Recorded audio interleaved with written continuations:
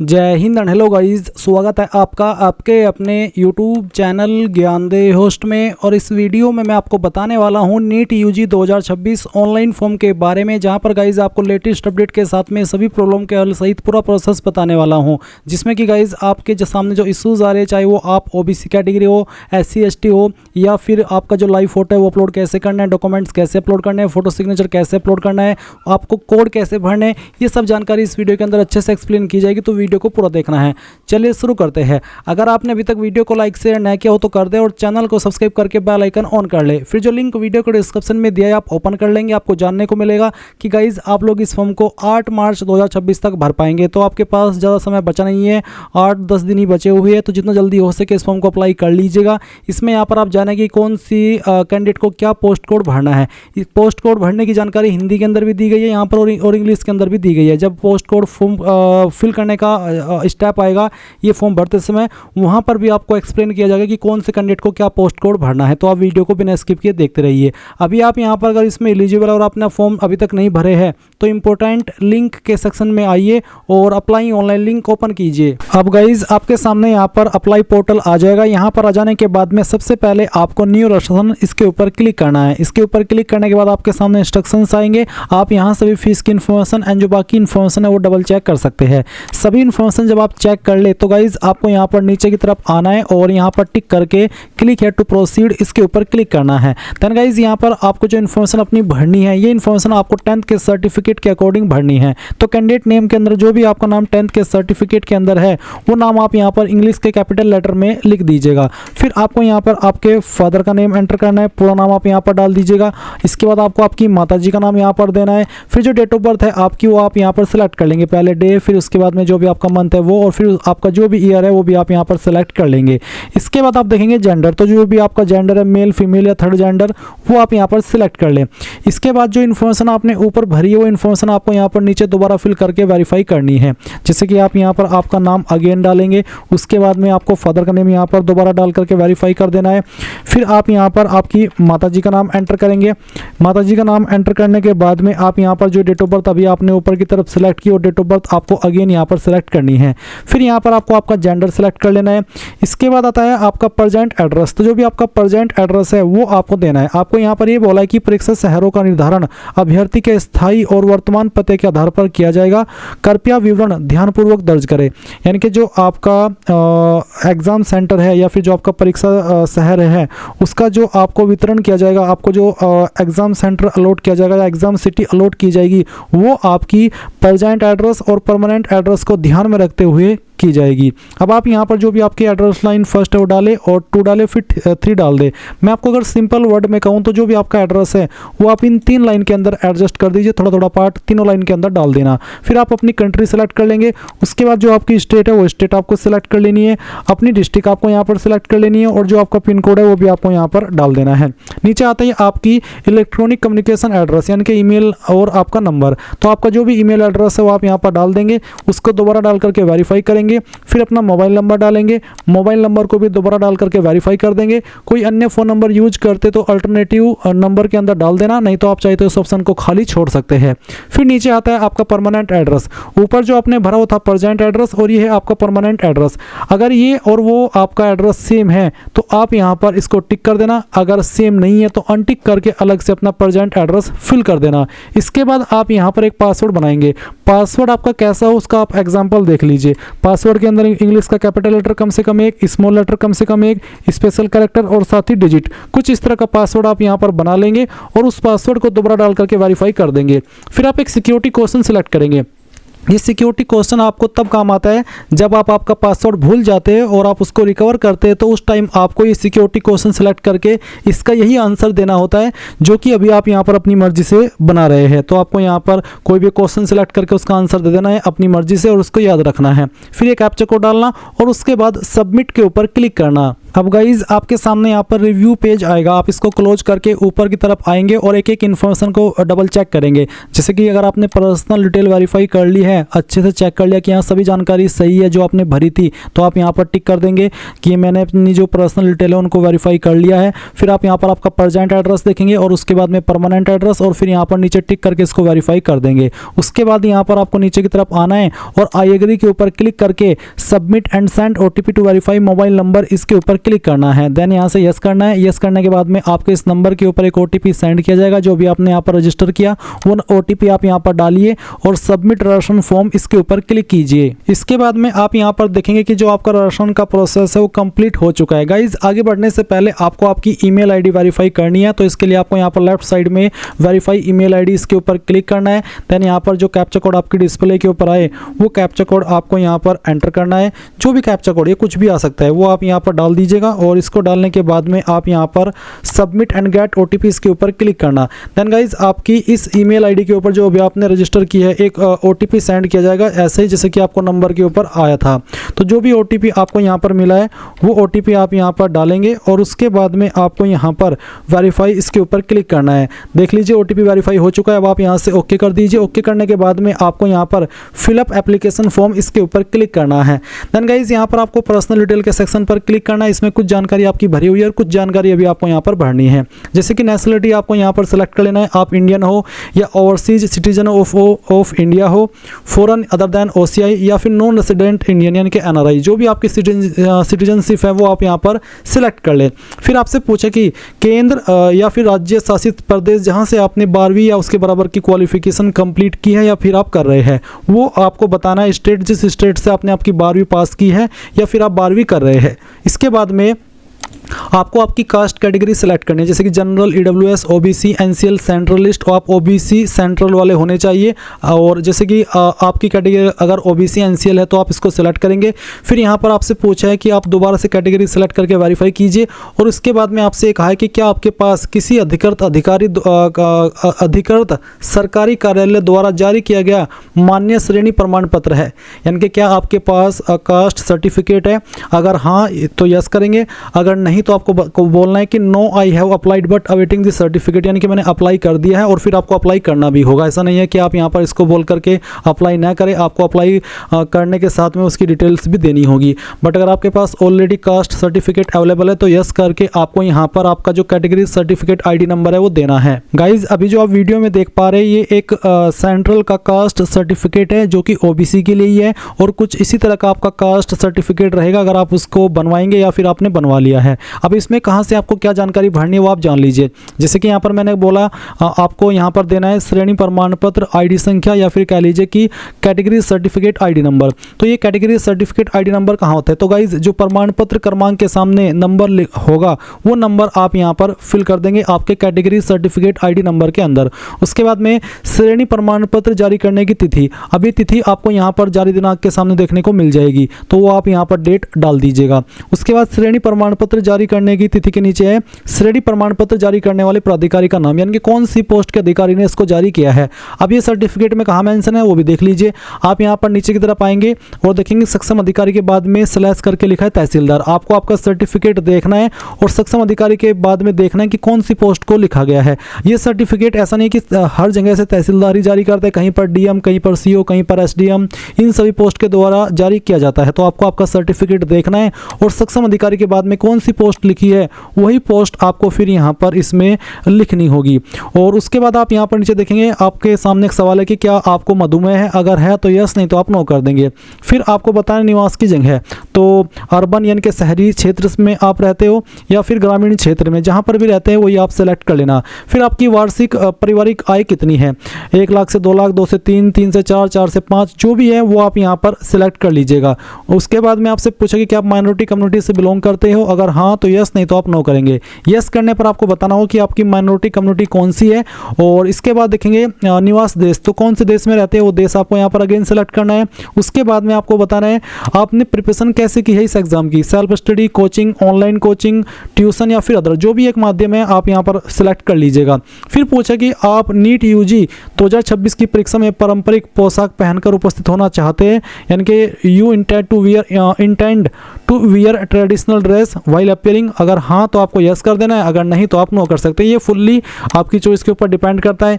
इसमें चाहे आप यस करें चाहे नो करें, आपके फॉर्म के ऊपर कोई निगेटिव प्रभाव नहीं पड़ेगा, बस ये आपकी ओपिनियन ली जा रही है, तो आपको यहाँ पर अपनी मर्जी से यस नो कर देना है।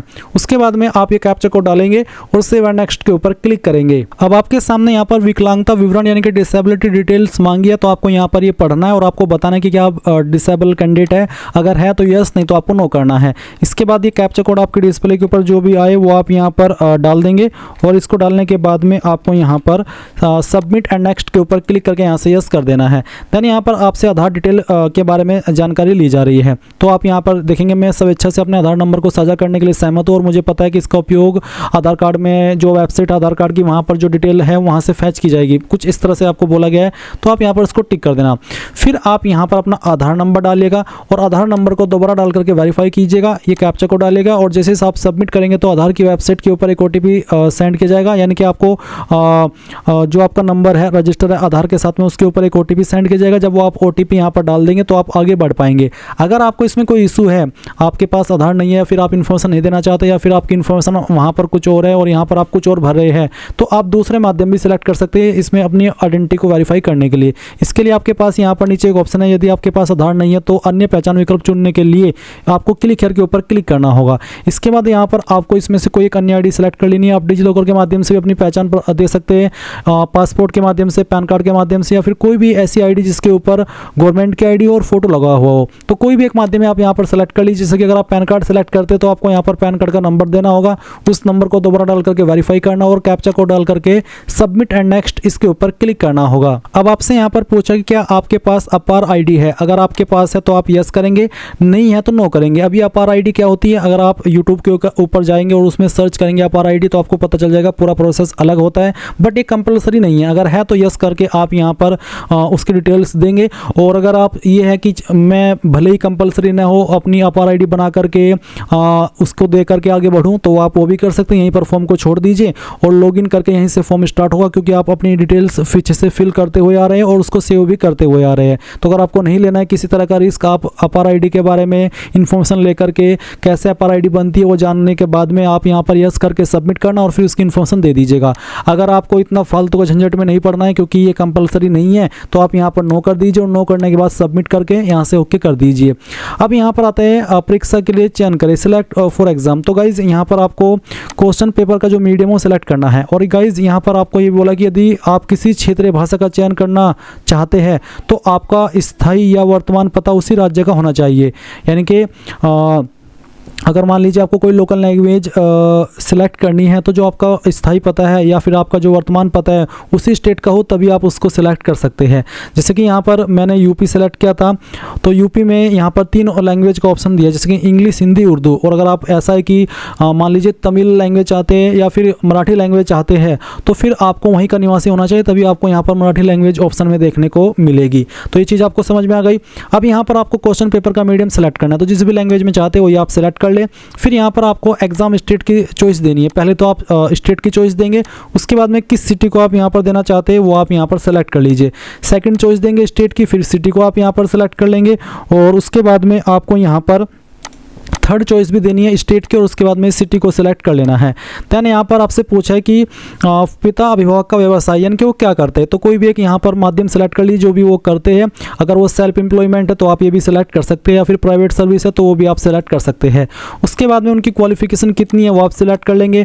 मदर की ऑक्यूपेशन क्या है वो आपको यहाँ पर सिलेक्ट कर लेना है, और उसके बाद में आपको यहाँ पर उनकी क्वालिफिकेशन भी सिलेक्ट कर लेनी है। फिर आप ये कैप्चा कोड डालेंगे और सेव एंड नेक्स्ट के ऊपर क्लिक कर देंगे। नाउ आपके सामने क्वालिफिकेशन की जानकारी आ चुकी है। आपको यहाँ पर इसमें बोला है कक्षा 12वीं की योग्यता के लिए कृपया योग्य परीक्षा कोड सावधानी पूर्वक दर्ज करें। विवरण के लिए कृपया सूचना पुस्तिका में अध्याय 6 में योग्यता और योग्य परीक्षा कोड देखें। मैं आपको पूरी कोशिश करूंगा कि इस वीडियो के अंदर अच्छे से मैं ही एक्सप्लेन कर दूं कि किन कैंडिडेट को कौन सा कोड सेलेक्ट किस सिचुएशन में करना है। तो वीडियो को अच्छे से देखना है और समझना है।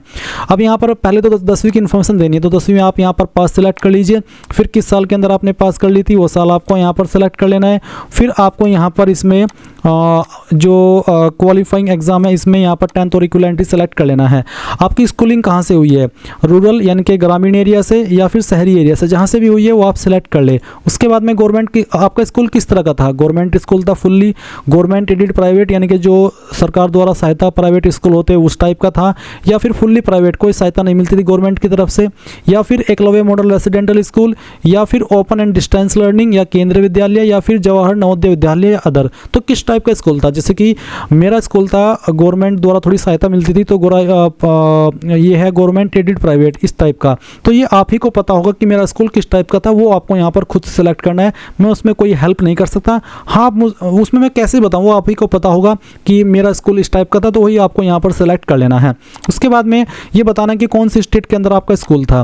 उसके बाद में फिर आपको डिस्ट्रिक्ट बतानी है जिस डिस्ट्रिक्ट के अंदर आपका स्कूल था, और फिर आप यहाँ पर देखेंगे आपको बोर्ड नेम देखने को मिल जाएंगे। तो इसमें आपको काफ़ी सारे बोर्ड देखने को मिलेंगे, तो जो भी आपका बोर्ड था वो बोर्ड आपको यहाँ पर सेलेक्ट कर लेना है। अगर आपको यहाँ पर ढूंढने के बाद में आपका बोर्ड देखने को न मिले तो आप अदर का ऑप्शन सेलेक्ट कर सकते हैं और उसके बाद खुद से अपने बोर्ड का नाम दे सकते हैं। बट अगर आपको यहीं पर अपने बोर्ड का नाम दिखाई दे रहा है तो आप उसको सेलेक्ट कर लीजिएगा। उसके बाद में किसके अंदर आपके नंबर थे, परसेंटेज, CGPA या फिर अदर, जो भी माध्यम था वही आप सेलेक्ट कर लेंगे। अगर परसेंटेज तो आपको बताना है कि टोटल नंबर क्या थे, वो आप यहाँ पर डालेंगे। फिर उसमें से कितने नंबर आपको आए थे वो आप यहाँ पर एंटर कर देंगे। फिर गाइस परसेंटेज आपकी ऑटोमेटिकली कैलकुलेट कर ली जाएगी। अब आपको जो रोल नंबर था आपका वो भी आपको यहाँ पर मेंशन कर देना है। और फिर इसके बाद में आप यहाँ पर देखेंगे स्कूल कॉलेज का नाम और पता, तो जो भी आपका स्कूल कॉलेज का नाम था वो आपको यहाँ पर पूरा एंटर करना है एड्रेस सहित। तो पूरा नाम आपके स्कूल कॉलेज का डालिए और फिर उसके बाद में जो एड्रेस है वो भी आप यहाँ पर लिख दीजिए। फिर पूछा है स्कूल कॉलेज पिन कोड। अब ये पिन कोड क्या होता है उसके बारे में थोड़ा सा कन्फ्यूजन रहता है बच्चों के दिमाग में, तो मैं क्लियर कर देता हूँ। तो गाइज जिस भी एरिया के अंदर आपका स्कूल कॉलेज स्थित होता है वही आपके स्कूल कॉलेज का पिन कोड होता है। जैसे कि मेरा कॉलेज या स्कूल सहारनपुर के अंदर है तो सहारनपुर का पिन कोड है 247001, तो मैंने यहाँ पर एक कोड डाल दिया। अब आपको भी देखना है कि जिस एरिया के अंदर आपका स्कूल है उस एरिया का आप गूगल के अंदर सर्च कर लेना पिन कोड क्या है, और जो भी पिन कोड होगा वो पिन कोड आप यहाँ पर डाल दीजिएगा। इसके बाद 12वीं की इन्फॉर्मेशन आती है। तो 12वीं अगर आप पास कर चुके तो आपको पास सेलेक्ट करना है। अगर आप कर रहे हैं तो आप अपेयरिंग सेलेक्ट करेंगे। अपेयरिंग सेलेक्ट करने पर कुछ इन्फॉर्मेशन आपको नहीं देनी है उन कैंडिडेट के मुकाबले जो कि अपनी 12वीं पास कर चुके हैं। जैसे कि अगर मैं अपेयरिंग सेलेक्ट करता हूं तो मुझे रिजल्ट मोड नहीं सेलेक्ट करना होगा, ना ही रोल नंबर देना होगा। मुझे यहाँ पर बाकी की इन्फॉर्मेशन देनी होगी, जैसे कि पासिंग ईयर इसमें सिर्फ 2026 ही आएगा क्योंकि 2026 के अंदर ही आपकी पास होगी। फिर इसमें कोड 01 सेलेक्ट होगा और उसके बाद में यहाँ पर बताना होगा कि स्कूल का स्थान क्या है, ये सब। और गाइज अगर आप पास है तो आपको पास सेलेक्ट करने पर यहाँ पर बताना है किस साल के अंदर आपने पास कर ली थी, और फिर आपको यहाँ पर बताना होगा कि आपका कोड कौन सा है, code 2, code 3, code 4, code 5, code 6 और कोड 7। अब इसमें कोड 2 में क्या है, चलिए मैं आपको बताता हूँ। जो मैंने आपको लिंक दिया है हमारी वेबसाइट का, इस वीडियो को डिस्क्रिप्शन में, जब आप इसको ओपन करेंगे तो आपको यहाँ पर सभी कोड की डेफिनेशन दी गई है, इंग्लिश के अंदर भी और हिंदी के अंदर भी।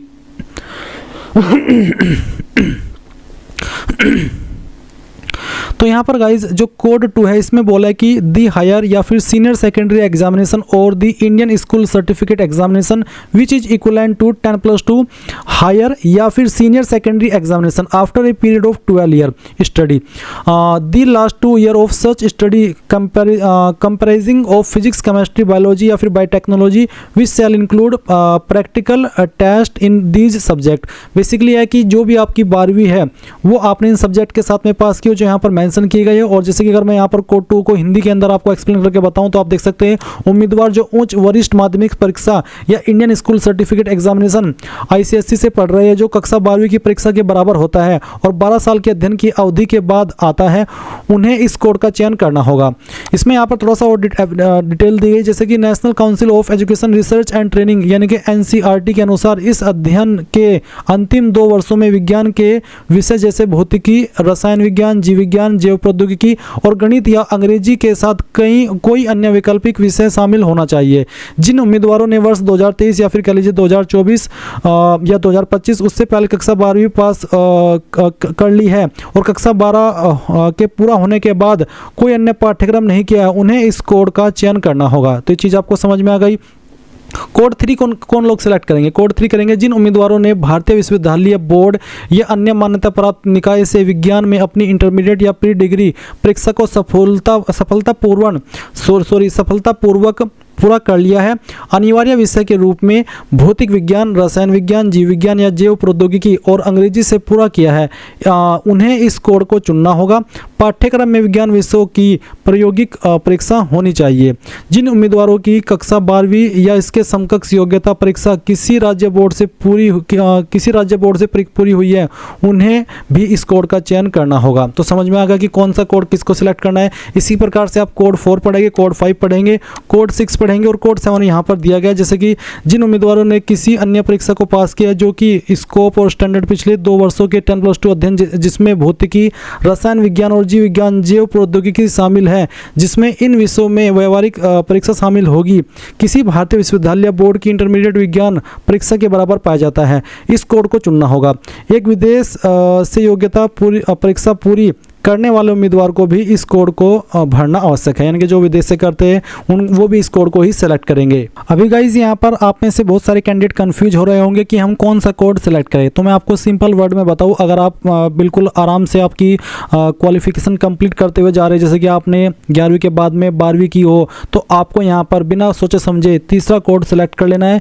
ये उन्हीं के लिए है जो कि अपना जो क्वालिफिकेशन है वो कर रहे हैं, कोई बीच में उन्होंने ड्रॉप नहीं लिया, उन्होंने अपनी 10वीं की, 11वीं की और 11वीं के बाद उन्होंने 12वीं पास की है, तो वो यहाँ पर अपना कोड 3 सेलेक्ट कर लेंगे। तो समझ में आ गया कि जो नॉर्मल अपने बिना किसी ड्रॉप के क्वालिफिकेशन कंप्लीट करते हुए जा रहे हैं उनको कोड जो है आपका 3 वो सिलेक्ट करना होगा।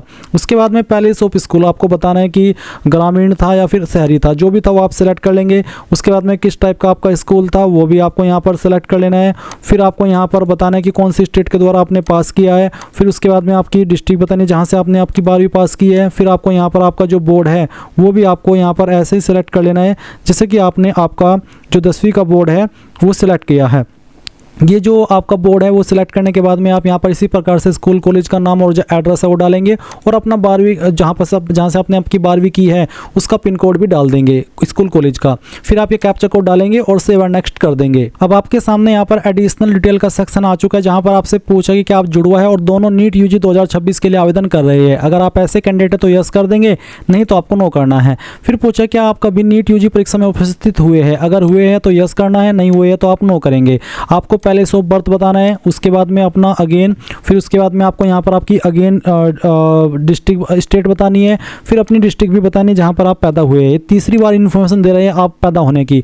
ऐसा लग रहा है कि बस बिल्कुल ही पूछना चाहते हैं कि बस ये पूछने की कोशिश करें कि आपकी दाई माँ कौन थी, बट ये पूछ नहीं पा रहे। और ये भी पूछने की कोशिश कर रहे हैं कि आपका जन्म किस हॉस्पिटल में हुआ था या कौन सी दाई ने कराया था, साथ में कौन कौन खड़ा था। ऐसा लग रहा है कि इतनी इन्फॉर्मेशन लेना चाहते हैं, बट क्या करें, मजबूर है। सिर्फ बार बार घुमा फिरा के यही चीज़ पूछ रहे हैं कि आप कहाँ पर पैदा हुए थे, कौन सी स्टेट में हुए थे और कौन सी डिस्ट्रिक्ट में हुए थे। मैं खुद इरिटेट हो चुका हूँ, तीसरी बार ये मैं इन्फॉर्मेशन दे रहा हूँ। अगर आप वीडियो शुरू से देख रहे हैं तो आपको पता चल गया होगा कि तीसरी बार आपकी नेशनलिटी, आपकी स्टेट और आपकी डिस्ट्रिक्ट आपसे पूछी जा रही है। चलिए, इनकी मर्जी, क्या कर सकते हैं। अब आप ये कैप्चा कोड डाल दीजिए, जो भी कैप्चा कोड आपके डिस्प्ले के ऊपर आए, और उसके बाद में आपको यहाँ पर सेव एंड नेक्स्ट के ऊपर क्लिक करके यस कर देना है। यस करने के बाद में यहाँ पर आपको अगेन आपके जो पेरेंट है उनकी इन्फॉर्मेशन देनी है, तो आपको आपकी कंट्री सेलेक्ट कर लेनी है। फिर उसके बाद में आपके जो भी पेरेंट है उनका मोबाइल नंबर और ईमेल आईडी यहाँ पर डालनी है, और ऐसी नंबर और ऐसी ईमेल आईडी देना जो कि अभी आप एक्सेस कर सके, यानी कि उसको चेक कर सके, क्योंकि इसके ऊपर ओटीपी जाएगा। जब तक ओटीपी वेरीफाई नहीं होगा तब तक आप आगे भी नहीं बढ़ सकते हैं, इसलिए सही इन्फॉर्मेशन देनी है। और फिर ये कैप्चा को डाल करके गेट ओटीपी के ऊपर क्लिक करना है। तो जैसे कि मैंने अभी आपको कहा था कि आपके नंबर और ईमेल दोनों पर ओटीपी सेंड किया जाएगा, जो भी आपने पेरेंट की कैटेगरी में यहाँ पर डाला है तो चेक कीजिए और ओटीपी यहाँ पर डाल दीजिए, और फिर वेरीफाई एंड नेक्स्ट के ऊपर क्लिक करके आप यहाँ पर देखेंगे कि आपको लाइव फोटोग्राफ लेना है। तो आपको क्या करना है, आपका जो कैमरा है वो ऑन हो जाएगा, या फिर आप अगर मोबाइल से करना चाहते तो इस QR कोड को स्कैन करके अपने मोबाइल से भी आपका फोटो कैप्चर कर सकते हैं। सिंपली कैप्चर लाइव फोटोग्राफ, इसके ऊपर क्लिक कीजिए, आपका फोटो कैप्चर होगा। अपलोड फोटोग्राफ के ऊपर क्लिक करके इसको अपलोड कर दीजिए। इसके बाद आपका लाइव फोटोग्राफ कैप्चर हो जाएगा, तो आप यहाँ पर देखेंगे सेव एंड नेक्स्ट का ऑप्शन, आप इसके ऊपर क्लिक करके यस कीजिए, और यस करने के बाद में आपको यहाँ पर खुद का एक फोटो भी अपलोड करना है। तो आप यहाँ पर चूज फाइल इसके ऊपर क्लिक कीजिए और जहाँ पर भी आपकी फ़ोटो फाइल है वो आपको यहाँ पर सिलेक्ट कर लेनी है। तो फोटो फाइल जहाँ पर भी आपकी अवेलेबल है वो आप सिलेक्ट कीजिए और इसको ओपन कर दीजिए। जैसे आपकी फ़ोटो फाइल अपलोड हो जाएगी तो आप क्लिक है टू व्यू अपलोडेड डॉक्यूमेंट के ऊपर क्लिक करके इसको व्यू भी कर सकते हैं। फिर आपको यहाँ पर बाएं और दाएं हाथ की उंगलियों और अंगूठे का निशान लगाने हैं, left and right hand fingers and thumb impression, यानी कि बेसिकली पूरे हाथ के ही आपको यहाँ पर लगाने होंगे, बाएं और दाएं हाथ की उंगली और अंगूठे, यानी कि पूरा का पूरा आपको हाथ छाप देना है। किस तरह का छापना है, कैसे छापना है वो आप यहाँ पर उसका डेमो देख लीजिए। अभी जो आप वीडियो में देख पा रहे हैं कुछ इसी तरह से आपको छापना होगा। आपको यहाँ पर लिखना भी होगा कि ये लेफ्ट हैंड है और ये राइट हैंड है। पूरा का पूरा हाथ आप एक ब्लैंक पेपर यानी कि कोरा कागज लीजिए और उसके ऊपर छाप दीजिए। फिर उसके बाद उस फाइल को यहाँ पर अपलोड करेंगे। साइज 10 से 200 KB के बीच में होना चाहिए। फिर आप यहाँ पर आपका सिग्नेचर अपलोड करेंगे। इसका साइज 10 से 100 KB के बीच में रखा है, तो जहाँ पर सिग्नेचर की फाइल है सिलेक्ट कीजिए, ओपन कीजिए, अपलोड ओरिजिनल के ऊपर क्लिक करके आप यहाँ पर इसको डन कर दीजिए। इसके बाद में गाइज आपको यहाँ पर आपका कैटेगरी सर्टिफिकेट या फिर जो आपने कैटेगरी सर्टिफिकेट के लिए अप्लाई किया है उसका जो रिसिप्ट है वो आपको अपलोड करनी है। इसका फॉर्मेट PDF का रखा है, साइज 50 से 300 KB के बीच में। अब मान लीजिए ये फाइल आपकी इमेज में है तो आप इसको PDF में कैसे बनाएंगे वो जान लीजिए। गूगल के अंदर आना और सर्च करना इमेज टू PDF। जब आप इमेज टू PDF सर्च करेंगे तो आपको ये पहले वाली वेबसाइट ओपन कर लेनी है। फिर सिलेक्ट JPG इमेज के ऊपर क्लिक करना और जो आपने सर्टिफिकेट बनवाना दिया था या फिर जो भी आपके पास है सर्टिफिकेट या उसकी रिसिप्ट वो फाइल आपको यहाँ पर सिलेक्ट करनी है और ओपन करना है। उसके बाद में आप कन्वर्ट टू PDF के ऊपर क्लिक करेंगे और एक सिंगल क्लिक के अंदर आपकी फाइल PDF के अंदर बन जाएगी। फिर आप यहाँ पर उस फाइल को सिलेक्ट करके अपलोड कर देंगे। देन आपको 10th की मार्कशीट अपलोड करनी है। इसका भी फॉर्मेट PDF का ही रखा है, इसको भी आप ऐसे ही कन्वर्ट कर लेना इमेज से PDF में, जैसे कि मैंने अभी आपको बताया। उसके बाद में आपको 10वीं का सर्टिफिकेट अपलोड करना है। अगर आपकी मार्कशीट और सर्टिफिकेट एक ही है, अलग अलग नहीं है, तो जो आपने मार्कशीट में अपलोड किया वही आप सर्टिफिकेट में अपलोड कर दीजिए। अगर अलग अलग है तो अलग अलग से अपलोड कर देना। फिर वर्तमान एवं स्थायी पता जिसमें कि आपको जो प्रमाण है वो देना होगा, वर्तमान एवं स्थायी पता प्रमाण, यानी कि दोनों का देना होगा, वर्तमान वाले का भी और जो आपका स्थायी है यानी कि परमानेंट एड्रेस और प्रेजेंट एड्रेस दोनों का प्रूफ देना है। एक ही PDF में अपलोड करें। जैसे कि मैंने आपको बताया आप उसको इमेज से PDF में बना लेंगे और जो भी आपके पास प्रूफ है प्रेजेंट एड्रेस का और परमानेंट एड्रेस का वो आपको यहाँ पर अपलोड करना है। इसी तरीके से आप गूगल के अंदर सर्च करना इमेज टू PDF और ये पहले वाली वेबसाइट ओपन करके सिलेक्ट JPG इमेज। आपको यहाँ पर सभी इमेज सेलेक्ट कर लेने हैं, जैसे कि 2 ही हो सकते हैं या 4, जितने भी होंगे वो आप यहाँ पर इस तरह से सिलेक्ट कर लेंगे और उसके बाद में आपको यहाँ पर ओपन करना। इस तरह से फाइल आएगी। आप कन्वर्ट टू PDF के ऊपर क्लिक करेंगे और वो फाइल PDF में बन जाएगी। फिर आप उसको यहाँ पर अपलोड कर देंगे। फिर आप आइडेंटिटी प्रूफ में जो भी आपकी ID आपने अभी दी है इस फॉर्म को भरते समय वो ID को सेलेक्ट करेंगे और यहाँ पर अपलोड कर देंगे। ये सभी फाइल अपलोड करने के बाद में इस तरह से आपके सामने आ जाएगी। फिर आप ये कैप्चा कोड डाल करके सेव एंड नेक्स्ट के ऊपर क्लिक करना और यस कर देना। यस करने के बाद में आपके सामने फाइनल रिव्यू पेज आ चुका है। आप इसको क्लोज कीजिए और एक एक सेक्शन को यहाँ पर इस तरह से चेक करते हुए टिक कर दीजिए कि हाँ मैंने इनको वेरीफाई कर लिया है। सभी सेक्शन को आप यहाँ पर टिक जब कर देंगे तो आपको यहाँ पर नीचे की तरफ आना है और जो आपने डॉक्यूमेंट्स अपलोड किए उनको भी चेक करना है और फिर यहाँ पर टिक करके फाइनल सबमिशन ऑफ एप्लीकेशन के ऊपर क्लिक करना और यहाँ से यस कर देना है। यस करने के बाद में गाइस आपके सामने वाला इंटरफेस आएगा। अब आप पे एग्जामिनेशन फीस के ऊपर क्लिक कीजिए और ऑनलाइन पेमेंट को सिलेक्ट करके प्रोसीड फॉर पेमेंट यहाँ से ओके कीजिए और अभी आपके सामने पेमेंट के जो बिल डेस्क है वो आ जाएगी। कोई भी एक यहाँ पर इनमें माध्यम सेलेक्ट करके प्रोसीड फॉर पेमेंट जब आप क्लिक करेंगे तो देख लीजिए आपके सामने सभी विकल्प आ चुके हैं। जिस माध्यम से आपको फीस जमा करनी है आप कर दीजिए। जैसे फीस सक्सेसफुल हो जाएगी तो गाइज आप अपने फॉर्म का फाइनल प्रिंट आउट ले पाएंगे और तभी जाकर के आपका फॉर्म फाइनल माना जाएगा। इस तरह से गाइज आप लोग नीट UG 2026 ऑनलाइन फॉर्म को भर पाएंगे। आई होप ये प्रोसेस आपको पसंद आया होगा। ये सभी इन्फॉर्मेशन इतने ध्यान से इतने अच्छे से एक्सप्लेन करने के बाद भी अगर कोई सवाल डाउट रह गया हो तो कमेंट के माध्यम से पूछ लीजिएगा। Thanks for watching. जय हिंद।